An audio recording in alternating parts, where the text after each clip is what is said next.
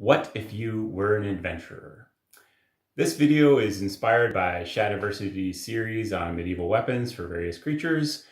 Recently, my 12-year-old got into role-playing games for the first time during the quarantine. I'm taking a fresh look at them, and so this video is going to be a little bit different than Shad's. It's going to be a little bit more generic. It's basically for humans generally, but it would also apply to wolfen, elves, dwarves, giants, etc. Unfortunately, I don't have most of my weapons on this continent, but my background includes 13 years as a Kung Fu instructor. My weapons training in Kung Fu was staff, fan, single-edged sword, butterfly knives, not a switchblade, but like big cleavers with a big handguard, those butterfly knives. And spear in roughly that order. Basically, my first weapon was staff, obviously. I also have 30 years experience running role-playing game campaigns, and more than that, in experience in camping, hiking, canoeing, practical adventuring. So without further ado, these are my top 5 weapons for an adventurer. No, really, not what the role-playing game says. And the first is the Bowie knife. Bum, bum, bum. Now, that's probably actually pronounced Bowie by the original person.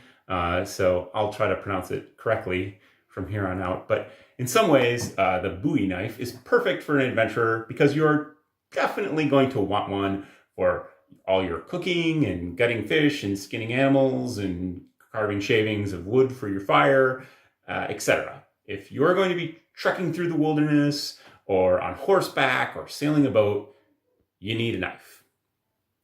For survival situations, a somewhat smaller knife could be even more useful, and the original Bowie knives are varied in size and were probably smaller than what you typically find today.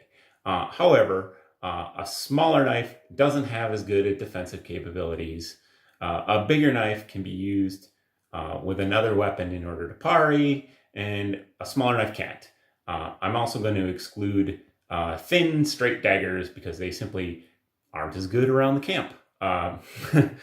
And while a Bowie knife isn't the best weapon in the world, its biggest advantage is that every adventurer needs one anyways, so it is no additional weight.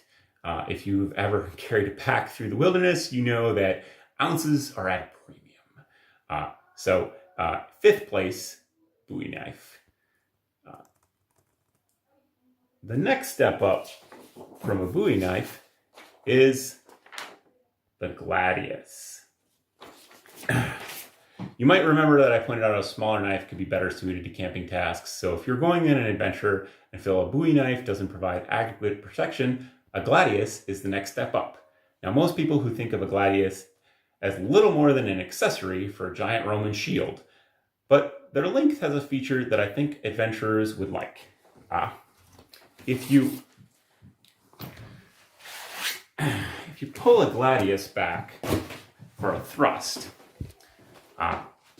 you can actually get it fully behind you. So, all the way out of the picture.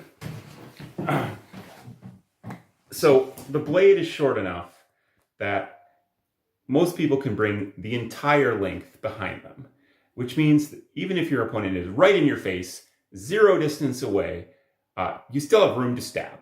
A Gladius is the biggest 0 distance sword. This means it works great in confined spaces like indoors or aboard a ship. The Gladius is also excellent for travelers. Armies issued swords like the Gladius to engineers and artillery for clearing brush or to use as a machete for far longer in history than you might think. While not as handy as a Bowie knife, these short swords are excellent for a lot of camping tasks. And if you are hiking, the small size is very practical and won't get caught on everything like a larger sword. So 4th place is the Gladius. Next up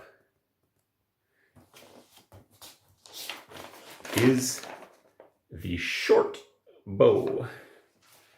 A short bow is a versatile weapon. You can use it on foot, you can use it on horseback, you can use it aboard a ship.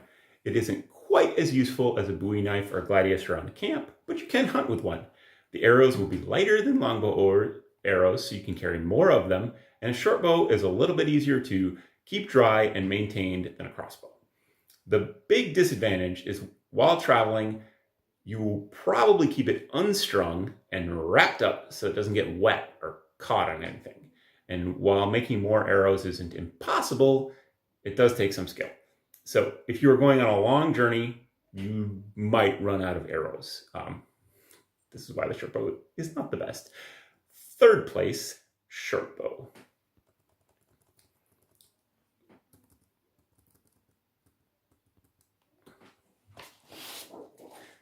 Next, hatchet. The Bowie knife is best at small tasks around the camp. The gladius isn't as good with delicate work, but it can clear brush.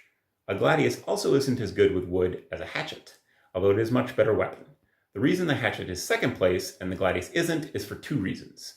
First, like the Bowie knife, an adventurer is going to want a hatchet anyway, so it doesn't add any extra weight. The second reason is because hatchet is better suited against armor. Hatchets are poor at defense, so you'll want to have something to parry with, like a Bowie knife. But on foot, or horseback, or a ship, a hatchet is another versatile weapon in many different contexts. Second place, hatchet. First place. If you watch a lot of HEMA videos and other channels, you already know what I'm going to say, and that is a spear. Nice little bow or spear right here. The spear is the best weapon for an adventurer for a variety of reasons. It can be used as a walking stick while hiking. It can hold up your shelter. You could use two of them to make a stretcher or a travois. You could hunt boar with a spear or throw it at other animals. If your spear breaks, it is fairly easy to make a new one, especially if you have a knife. Tie the knife to an end of the stick. You're good. Most importantly, a spear is the best weapon for an adventurer because spears are just really good weapons. Excellent reach, nimble, a good weapon from horseback or on foot. If you watch a lot of other YouTubers and talking about weapons, you know that spears were the backbone of medieval weapons for hundreds of years. Spears are hundreds of thousands of years old and have been used for everything from hunting woolly mammoths to stopping cavalry charges and everything in between. A spear isn't quite as useful as a Bowie knife around the camp, but as a hiking stick that you can use for hunting and a superb weapon, it brings a lot to the table. It isn't the best camping tool, but it is the best weapon that you would want to take camping. So, what do you think? What are some of the versatile weapons that are useful in a variety of contexts that an adventurer might face? What are your ideas? This has been What If Brigade. What if you were an adventurer?